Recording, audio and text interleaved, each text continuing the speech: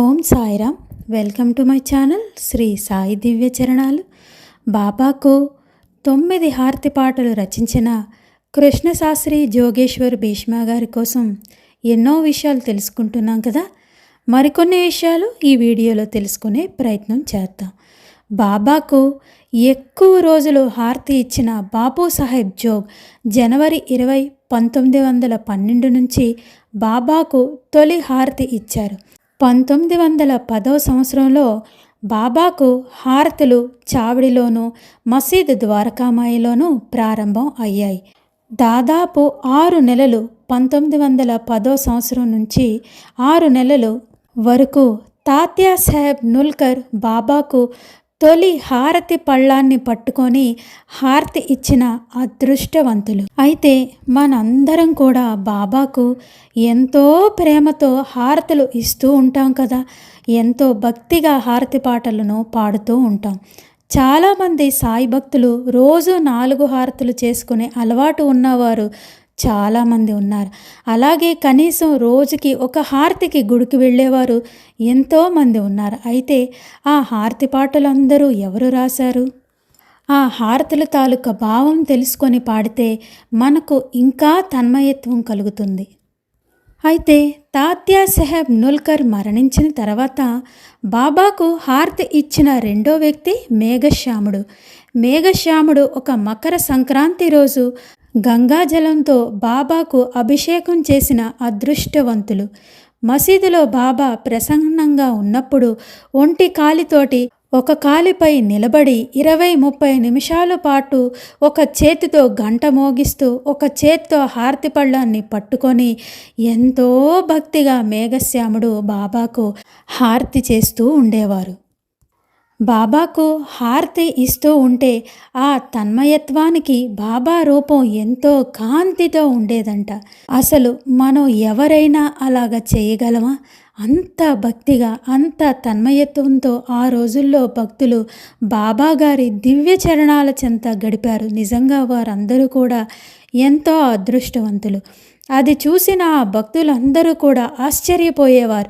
మేఘశ్యాముడు అంతసేపు ఒంటికాలిపై నిలబడి ఒక చేత్తో గంట మోగిస్తూ ఒక చేత్తో హారతి పళ్ళాన్ని తిప్పుతూ హారతి చేయడం చూస్తే ఆ రోజుల్లో అది చూసిన భక్తులందరికీ కూడా ఎంతో సంతోషం మరియు ఆశ్చర్యం కూడా కలిగేదట. మేఘశ్యాముడు 1912 జనవరి 19వ తేదీన మరణించాక బాబా తన 2 చేతులు పెట్టి నా మేగుడు వెళ్ళిపోయాడు అని ఏడ్చారట. ఆ తర్వాత 1912 జనవరి 20వ తేదీ నుండి బాబాకు హారతులు ఇచ్చిన గొప్ప వ్యక్తి బాబూ సాహెబ్ జోగ్.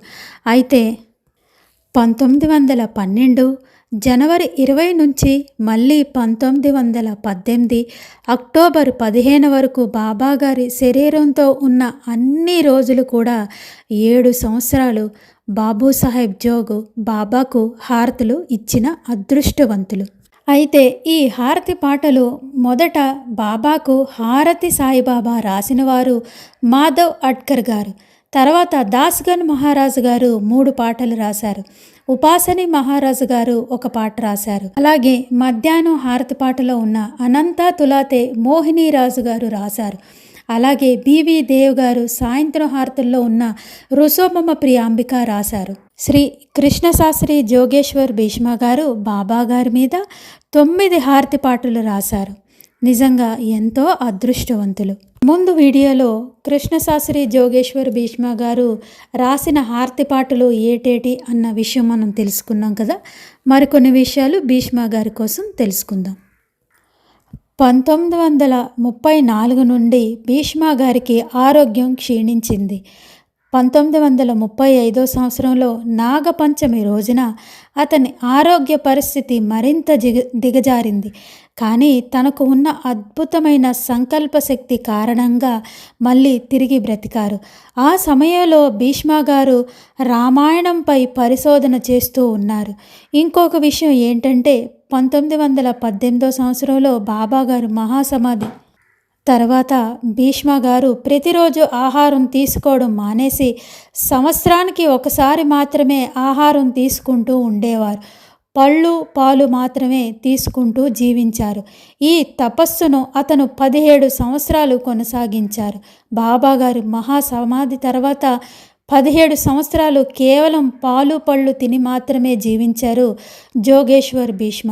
సమాధి చెందడానికి ముందు సంవత్సరం కేవలం పాలు మాత్రమే తాగేవారు భీష్మ గారు. ఒకరోజు అతని కోడలు రాముడు తనను పిలిచాడా అని అడిగింది. భీష్మునికి అతని మరణం గురించి ముందే తెలుసు.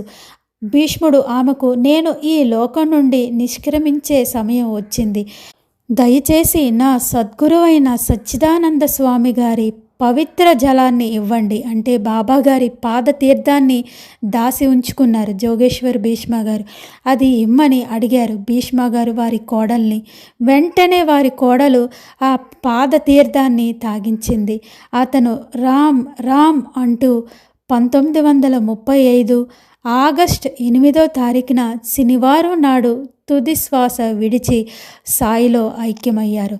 అతని శరీరం నుండి ఒక కాంతి పంచభూతాలలో కలిసిపోవడం ఆ రోజు ఎంతోమంది గమనించారు. శ్రీ కృష్ణశాస్త్రి జోగేశ్వర్ భీష్మ గారి సమాధి మహారాష్ట్రలోని నాగ్పూర్ జిల్లాలోని కల్మేశ్వర్ తాలూకాలోని మోహాపా అనే గ్రామంలో ఉంది. ఈ విధంగా భార్య చనిపోయిన తర్వాత లౌకికమైన విషయాలపైన విరక్తి కలిగి భగవంతుడి ధ్యానంలోనే ఉండి నిత్యం తన సద్గురు కోసం వెతికి బాబాగారి దివ్య చరణాల చెంతకి చేరి తన జీవితాన్ని ధన్యం చేసుకున్నారు శ్రీ కృష్ణశాస్త్రి జోగేశ్వర్ భీష్మ. అలాగే బాబాగారి మీద ఇంత ఎక్కువ హారతి పాటలు రాసే అవకాశం మరే భక్తుడికి కలగలేదు. కేవలం జోగేశ్వర్ భీష్మ గారు మాత్రమే 9 హారతి పాటలు రచించి బాబాగారి దివ్య చరణాల చెంతకి చేరారు. ఇవి భీష్మ గారి కోసం మరెన్నో విషయాలు మరొక భక్తుడి కోసం మరొక వీడియోలో తెలుసుకునే ప్రయత్నం చేద్దాం.